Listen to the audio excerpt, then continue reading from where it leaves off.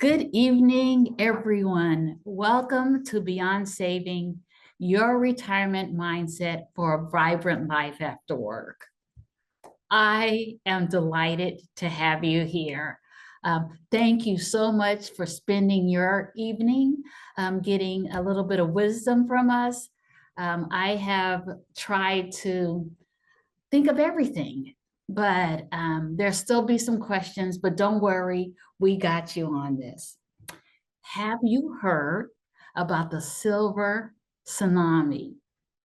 A record 4.1 million Americans are set to turn 65 this year and each year through 2027. That is a lot of baby boomers jumping off the work train.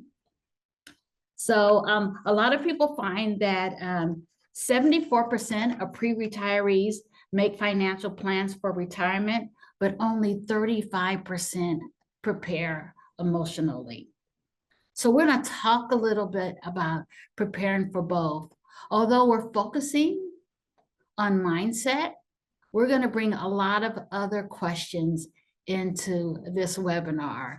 I'm really excited to be here, and I can't wait to introduce you to my special guest. When my father was in the military, and in 1970, we lived in Tokyo, Japan, but we came back to Mount Pleasant, Texas. And I had the amazing opportunity to live with my grandmother. My grandmother was born in 1896. And my grandma, her name was Mama Tiny. She prophesied that I was going to be a teacher. And it came true. So my reason on this planet is to teach people about money in a way that makes them comfortable. Teach financial compassion, because all the information that it takes for us to understand money, we have to have compassion about ourselves, because there's no way we're going to be expert at it. And I am, and I like to have fun. I like to keep things lighthearted. So thank you again for coming, and I hope this is going to be as fun for you as it is for me. Patelco and our promise. Our promise is to keep your financial health front and center through every single phase of your life. When we're talking about financial health, which is feeling like you can pay your bills on time, financial security, knowing that your financial future is going to be okay, financial happiness, making financial decisions that make you feel good about your life and your choices, and finally, your financial health. Just knowing that you've got the right support, because getting ready for your financial future in retirement in your later years, for me, is like climbing Mount Fuji. When you have to learn new things, you have to be prepared. You have to get as much information as you can. And also, you got to have a good travel buddy. And the good travel buddy is Jay. Jay is one of my favorite people at Patelco. He is very knowledgeable. He has been around finances for a long, long time. And I'm just thrilled to have his outlook and have his support on our journey together as we think about our mindset for retirement. So what we're going to be talking about today is we're going to be talking about, I'm going to bring a couple of experts in. Sorry about that.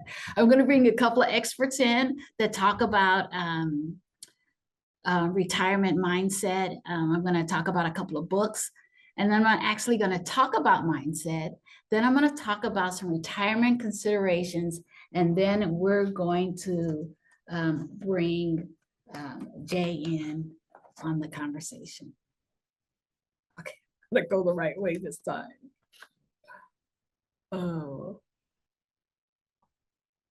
So the first book I want to talk about is Taking Stock. Taking Stock was written by Dr. Jordan Grummett. He was a hospice doctor, and then he turned a financial expert. One of the things that he talks about that I actually love, he says that money is like oxygen. If you have enough, you don't think about it.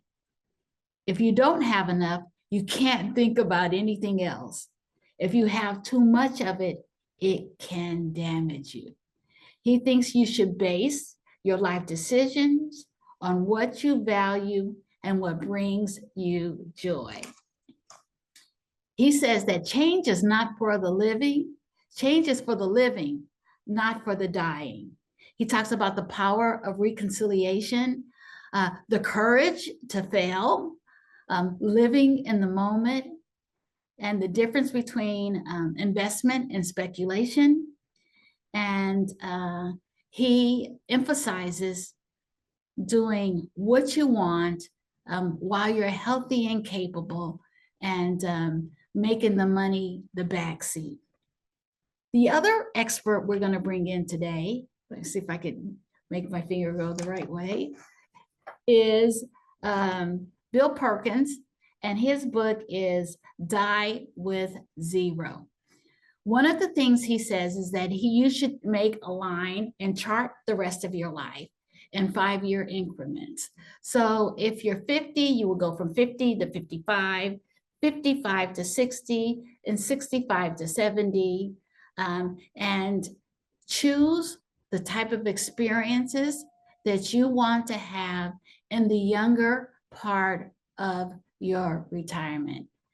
If you want to go to the El Camino de Santiago and do the long walk, maybe you want to do that in your 60 to 65 era.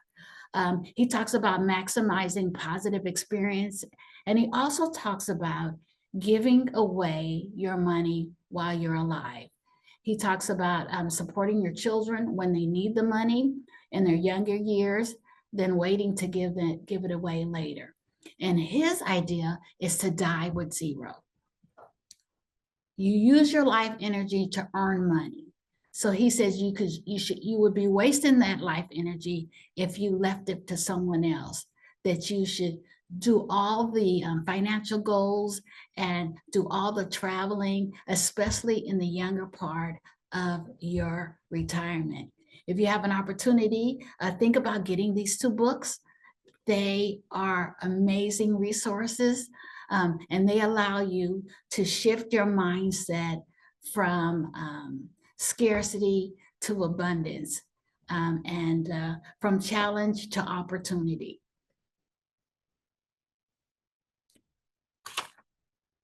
So now we're going to talk about things to consider. We're going to talk about the number 1 fear of most retirees, and that is running out of money. We're going to talk a little bit about health and medical costs, when to retire, the fear of uncertainty, and what to do with your extra time. But the good news is, the 4.1 million baby boomers that are retiring in the best health of any generation. We were able to capitalize on the medical, all of the medical procedures that are up to date and modern, and we are living our best lives. And guess what? We've discovered that we're even happier in our golden years. You know, I love that. You know why? Because I guess when you get older, you don't let the little stuff bug you, and you understand the quality decisions that you make, and you invest in relationships, and you're not quite as unhappy because you know better, And besides, being unhappy takes a lot of energy. So you're going to use your energy to make those amazing decisions. Okay, and then I want to talk a little bit about the reality of gray divorce. I personally am a gray divorcee. The best thing that, sometimes I think it was the best thing that happened to me, because I have a measure of emotional health that has really grown beautifully since the divorce. But the two things that I did that I would highly recommend is to, one, hire a CPA that deals in divorces. It was more valuable to me than actually having an attorney. He found all the money that was laying around that I had no idea of, and also make sure that you do a lot of research and you have the right professionals to support you.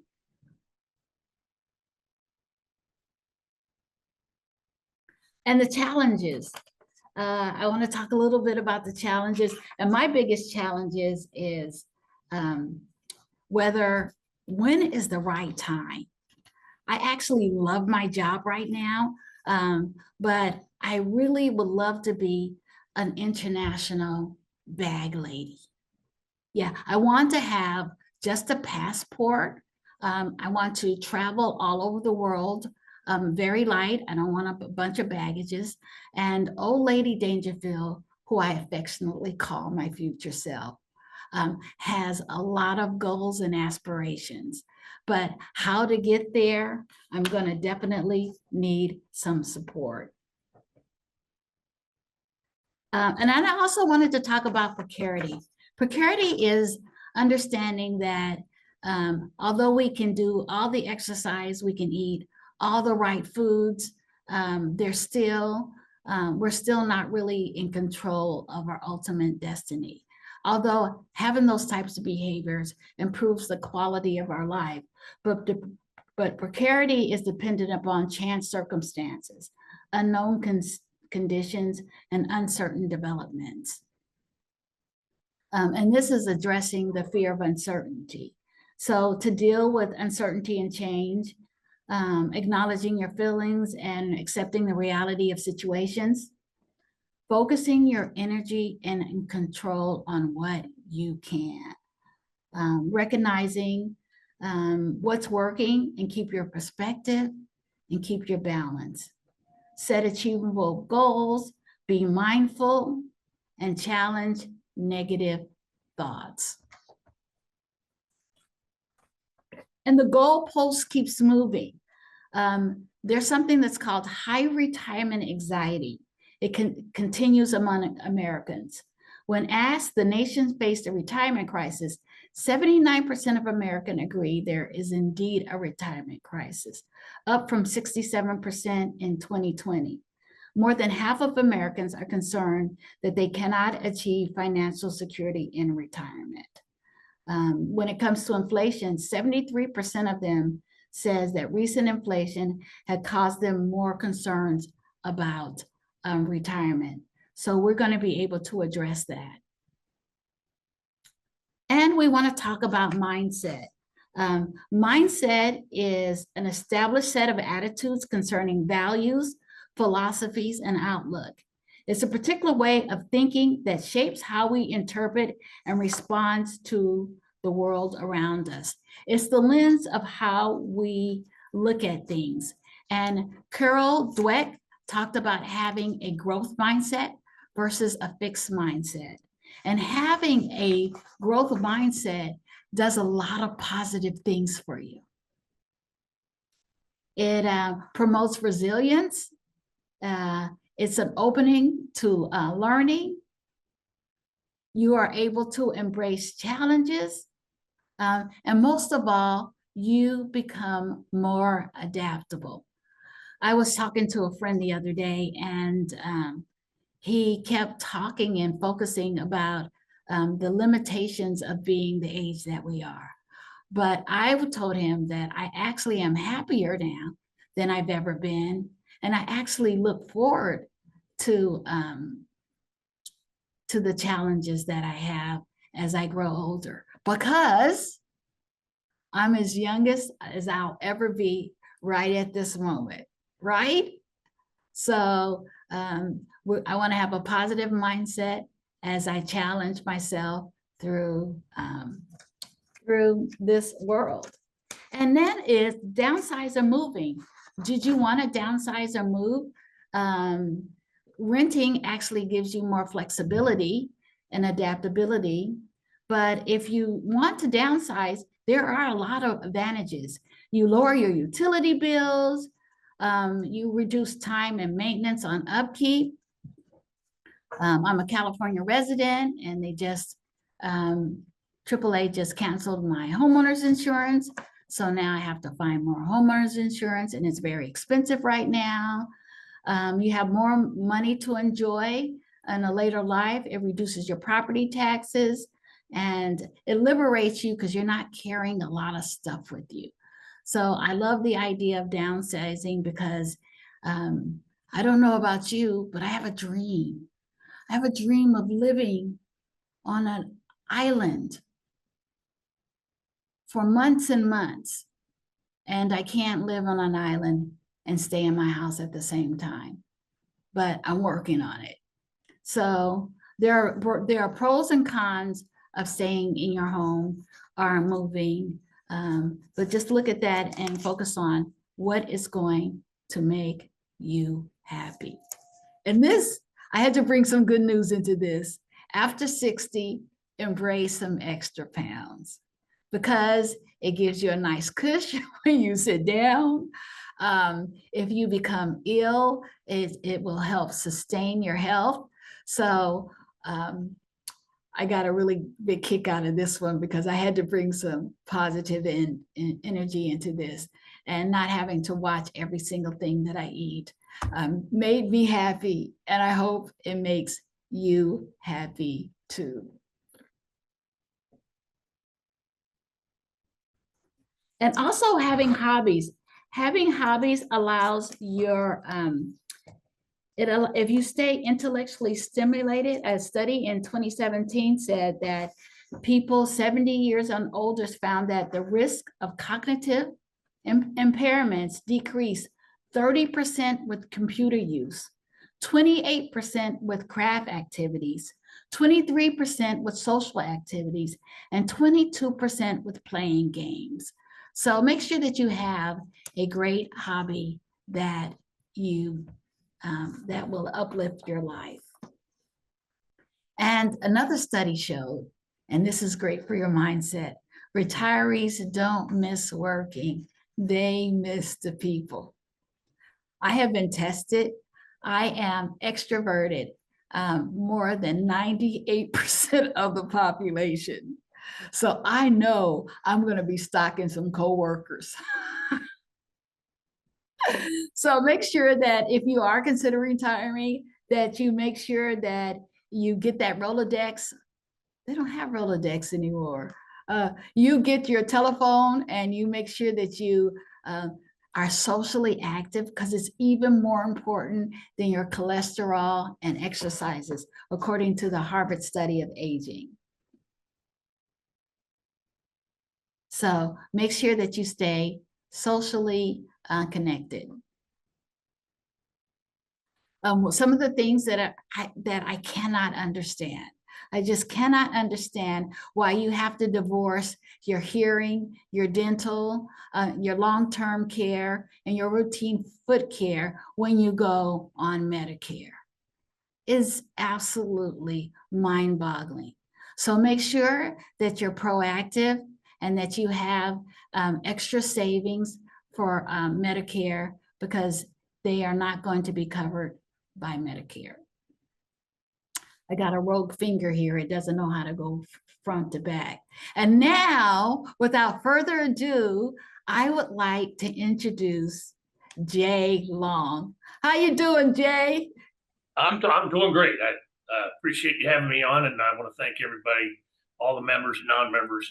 Just appreciate your support. All righty then. So we're going to put Jay to the test here. We're going to ask him, how much do I need for retirement? How much income will I need when I retire? When should I take Social Security? Oh my gosh, so many people. It's so hard to figure that out. And will my medical expenses affect my retirement and inflation with my portfolio?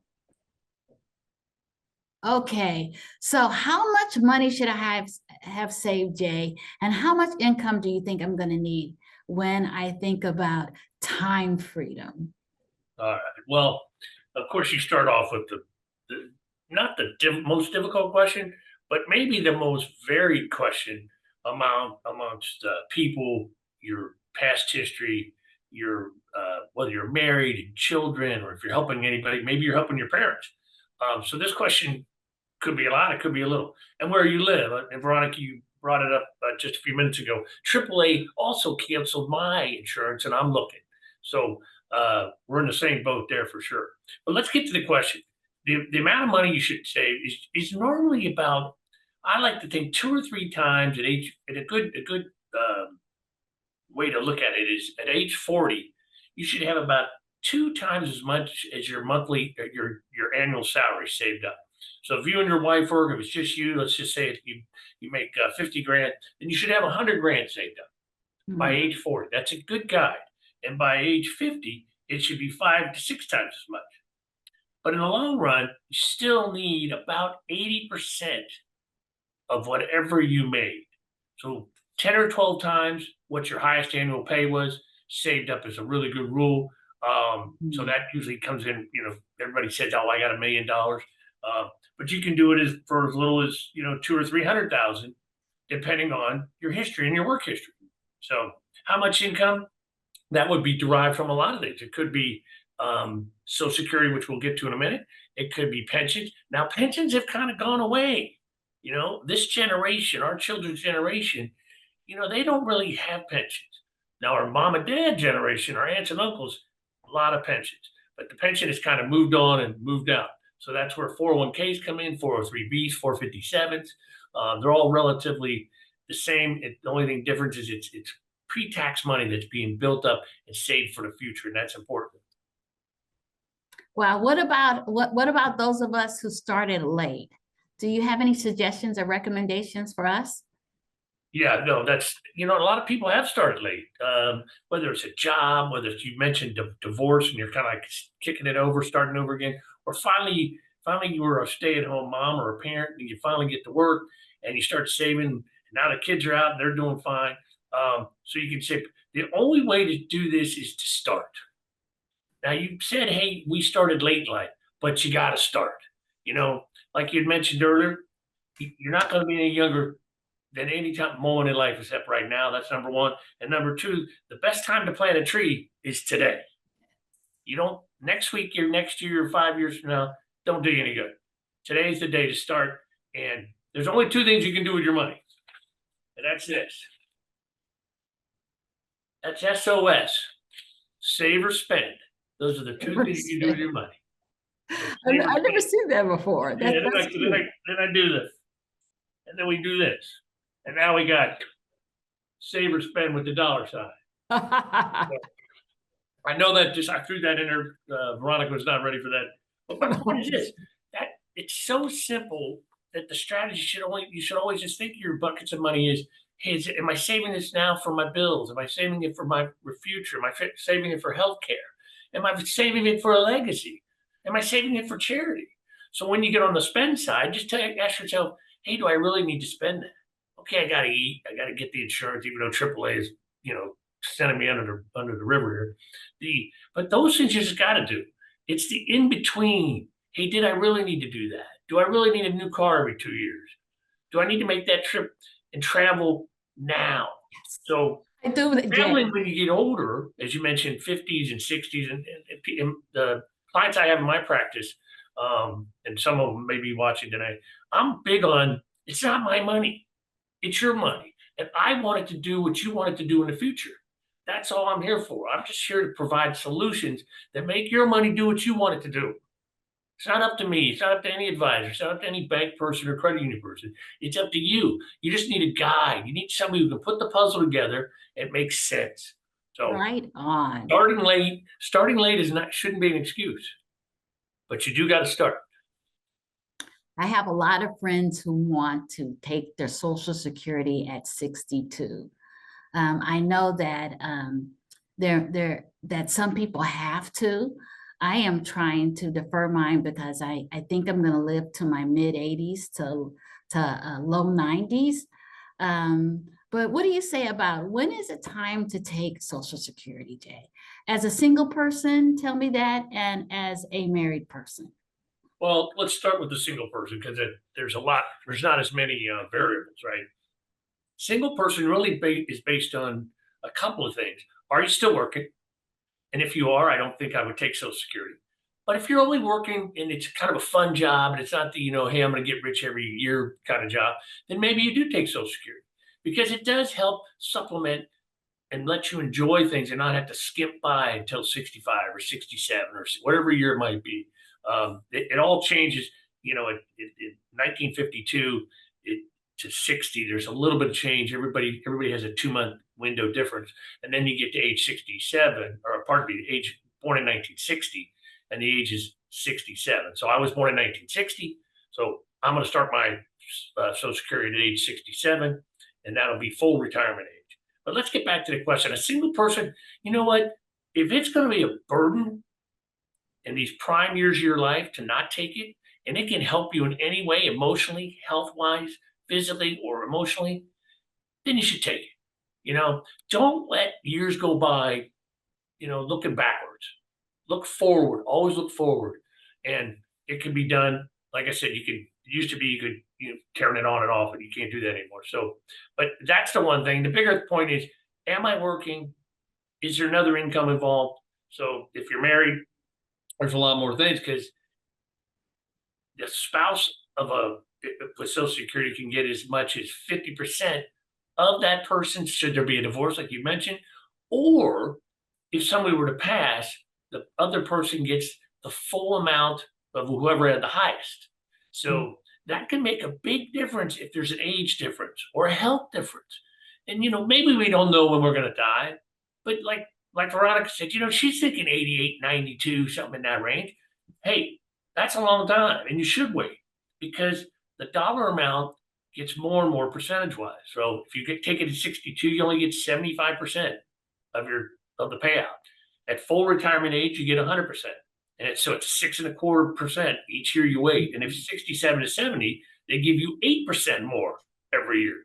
So the break-even turnaround point, I mentioned this in a meeting I just had this morning, is about 11 to 14 years, depending on how much you get. So if you have other money, if you have Roth money, a pension, maybe there's an inheritance. Maybe there's something coming from mom and dad or somebody down the road. Don't be ashamed that somebody saved for you, but treat the money, respect the money, because it took them hard work and they planned for it. So all I ask when people give me I just want to respect the money. It's not mine. And if it's an inheritance, whether it's your mom and dad, it's the lotto, I don't care what it is. You have to respect your money, and when you do that, good things happen. Ashe, respect them. RESPECT. Oh no, I'm not. I wasn't supposed to sing this. Yeah, no singing. Okay, so I have a rogue finger here. It won't go the right way. So how will medical expenses affect my income? I just showed the slide that said that Medicare doesn't pay for your dental, it doesn't pay for your foot doctor, it doesn't pay for your vision. How do you balance all of this? Well, I knew these, because we kind of prepped this question earlier, and I appreciate it. This is a really hard one because there's no real answer, right? We do know that there's some medicals you're just going to have to do, whether it's just regular dental checkups or medication. Most people already know before they turn 65 kind of what their health is, whether they've already been on a medication. So try to secure that as a pricing as well. The biggest thing is to try to either keep working or secure that through your work now and into the future. Some do that, some don't. It's not very broad. But Medicare, which is pretty apropos because I've got to sign up in 3 months, right? So even though I won't take it, you do have to sign up at 65, even if you're not taking it. That's the best way to do it. And it's also the lowest point. If you wait, they add 11, I think it's 11% every year you wait, they add more to the Medicare fee. So even though you don't use it, you can sign up. You should always sign up at 65, 3 months before or 3 months after you turn 65, just to be sure, and just you don't need to turn it on. But the You have medical to. expenses can be, outrageous. So you do have to keep a bucket of money around, Yeah. right? And I will say, if it's a 401k or a Roth IRA, a Roth account is really good for things that kind of pop up. Mm. If you have the ability to do a Roth at work, definitely do it. If you have the ability to do a Roth in your 30s, 40s, 50s, whatever it might be, it's a really good idea because it's a place where you can get money and not have to pay taxes on it. So it can help in the long run for a lot of different things. So medical expenses can be devastating, but not if you just plan ahead. Make sure you get the plan that fits you. And once you do that, you'll be happy and get it's like Veronica, you can't overthink everything. If you do, you just go crazy. I know there's so much to know. Yeah. I mean, it's This is like one of the toughest getting ones. your doctorate when you're, 65, because you have to know as much as a doctorate because there's so many things you have to consider, and you're penalized if you don't make the right decisions, and the penalties don't go away, right? Yeah, so you want to make sure you want to be on it. Like I said, right before the age of 65, and, do not hesitate at all. And then you can find the plan. There's many plans out there, and most can fit people's budgets. And normally, the payment will then come from your Social Security check anyhow. So it depends when you take that as well. So how do I, as a person considering retirement, think about inflations and market fluctuations on my retirement investments? I mean, is there a way to look at it to, are there strategies that you can do to to ease my mindset? Oh, this happens every day, whether we want to admit inflation or better yet, the government may not admit it, inflation. But we all know the regular Joes like us who go out every day and we get gas and food and energy. Those things are constantly in use and they're constantly have at least the ability to go up. And a little inflation with the stock market is good. Just means pricing, companies can do better, they can pay their employees better, they can spend more. So a little inflation is good. It's unpredicted inflation that is bad. And that happened, in 2022, all of a sudden inflation just really popped and it, scared everybody in the market to thinking, oh, I gotta lock my money and get my money out of there. So we were down, 22% and the inflation had almost tripled. Just Mm. so inflation is good. It's just big jumps in inflation can be damaging, number one, and that affects the market. Now, the strategies that we have at Patelco, and frankly, in a lot of different places, is to make a strategy that fits what you need the money to do. So the purpose of the money is the key to an advisor. At least my Mm. platform, people come to me. I don't ask them how much money they make. I just have to ask them, I need the purpose of what it is, and then I'll provide a strategy and a solution for you. So market fluctuations can work in your favor too, and they have. And many of our listeners' lives, whether they had a 401k or deferred comp plan at a county or city or state, market fluctuations allowed that entity to buy more stuff every 2 weeks at a Mhm. discount. So the dollar cost averaging inside a 401k or a qualified plan is really where most of the gains are, right? So don't worry about market fluctuations as much as the timing of when those happen for you. You just don't need to be taking all your money out in a 2008 or a 2022 because you're giving up too much. You don't try to panic when there's a downturn. Think of how you could take advantage of the downturn. So is there any like ways that I can diversify to protect myself against inflation? Yeah, there's a lot. A lot of people think you buy gold, right? Like people are going to walk around with bars of gold in there, and gold is historically a hedge on inflation. It's just really inconvenience, right? You got to buy, you got to store, you got to hope somebody doesn't steal it from you. So the strategies we have here at Patelco can allow you to get your money to not only grow when the markets are up, they protect them when the markets are down. And Mm. there's a lot of no fee or absolutely no fee or a small fee to do that. We have other strategies that you can build. You can build your own pension. Oh, I don't have a pension. My company never had a pension.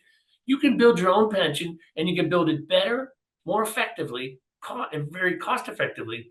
It'll do what you want to do. Oh, get this, and you get to keep all your money still. Wow. So you got to remember, a pension for most people is, hey, we'll send you the $1,500 a month, just like Social Security. But when you die, that's it. They don't give the money to somebody else. So build your own, and you can build your own pension, like I said, and then you could have an added legacy plan. And you don't use it all, it can go to your spouse, it can go to your grandkids, you can go to college funding, it can go to that trip to the island you want to live on for 3 months. There's a lot of good things, and the strategies are really well professional here at Patelco. Right on. So Jay, time freedom, what does that mean for you personally? Well, like time is kind of fleeting, right? So I'm quoting some great philosopher somewhere, but the it is your. I like to tell people it's your time. Now, you have as much time as I do on the planet. No matter if you're 10 years old or 50 years old, it doesn't matter. The time is at that moment. But time freedom to me means I get to pick how to use the time Yes. and how to spend my time. So saving time and saving money are a little bit of different. Spending time doing the things you want and using the money that you save to do it is very important. Get a bucket list. I just went over again with that lady this morning. I made her give me the 3 things she wants to do, and one of them was to take a cruise to Alaska, which I thought was very doable. And then she had something that she wanted to do personally. Then she had a third thing where she wanted to make sure her grandson had Mm. an opportunity to go to school. She just didn't want to give him the money now. And I said, I get that. He doesn't need to know you have the money. So time is very important, but keep the right attitude and stay humble with time is important. I think I think about time freedom, and I think that maybe, just maybe, there's a Picasso inside of me Oh, that I good. can learn how to paint well. Um, I I I love traveling, and I want to do that while I'm in my early age, my early 60s versus my late 70s or 80s. And just knowing that the best is yet to come, understanding that as life progresses, um, I met this woman, her name was Aunt Minnie, and she says that as you get older, things get better. And she told me I had a responsibility to look better as I got older. And I was like, oh no, I still got to keep working at this, but being proactive about my health, being proactive about my mind, keeping my spirit high, and thinking positively, and enjoying every single minute, because as you stated, Jay, it's now o'clock. It's now o'clock, man. I like Aunt Minnie. Send her over. She is amazing. So life is not primarily a quest for pleasure, as Freud believed, or a quest for power, as Alfred Adler taught, but a quest for meaning. And if you take the focus off of all of the financial concerns and focus on having a meaningful life, cultivating relationships that are deep and loving, and taking care of your spirit, and always, always, always having something to look forward to, I think that you can have an amazing mindset. And also, have a professional like Jay so you can shake off the financial fear. And as he said, RESPECT. Pay off your debt if you're able, continue to contribute to a 401k plan, and envision a retirement lifestyle. So, Jay, what are some of the things that our members can do if they want more information from our amazing, capable financial advisors?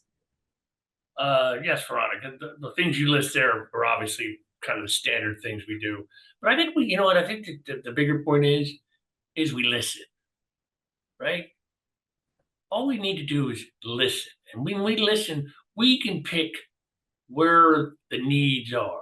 So once I find out the purpose of the money, I provide a solution based on the members' needs and desires, not Patelco's needs and desires. So most of our stuff that we do here, honestly, is a lot of retirement planning. Obviously, we do a lot of trust work. We don't build the trust; we just make sure the trust is funded properly, and that's very important. And we can use many different things, whether it's long-term care insurance, life insurance, wealth transfer, people with property. You can There's a lot of strategy you can use, and so the staff that we have of, let's say, 15 people in our department is very highly educated, very well experienced. The average license here, I've been licensed for 39 years, so Wow. a lot of people have the same amount of time as I got, and it really isn't all the there's a lot of badges behind people's names and Lord, but the experience counts for a lot Yes. because experience is something we've all lived, right? We've all had an experience, good or bad, whether it came with money, our lives, children, the government, whoever it might be, right? We're not all perfect, but moving forward, we can get better. And coming to one of the advisors we have in such a tight knit group, we build everything very specialized, very individual. There's no templates here. So we look forward to calling. And again, there's my number. But if you go on the website, you can pick one right in your area, and it'll be very convenient. You can meet at the branch, so it's safe. There's no sales pitch. It's just a really good, healthy thing to do, and I would do it as soon as you can. I always say you don't have to be an expert when you know one. Yeah, that's good. That's a good one. I like that. And I really appreciate you, Jay, for spending the time with me today and transversing this terrain of all the multiple decisions that I need to make and that we need to make as we go towards, some people want to call it retirement, some people want to call it time freedom, but ultimately liberating ourselves from having to work for a living to spending and having fun for a living. What do you think, Jay? I agree. Well, I think and you mentioned that should you just I don't know happenstance, but that's a pin of Mount Fuji. And one of my hobbies is one of the slides. I like the mountain climbing, but I want to say that retirement or in your 50s, 60s, 70s, you know, it's about having an adventure, right? Don't be worried about what the adventure is, but at least have one, and Yes. you can make those. They can come true, and you can accomplish them. So don't forget. Always make life about the next adventure. Thank you. Right on. Well, thank you. I hope you guys have an amazing evening. Thank you for attending our webinars, and we will see you on the rebound. Bye. Thank you.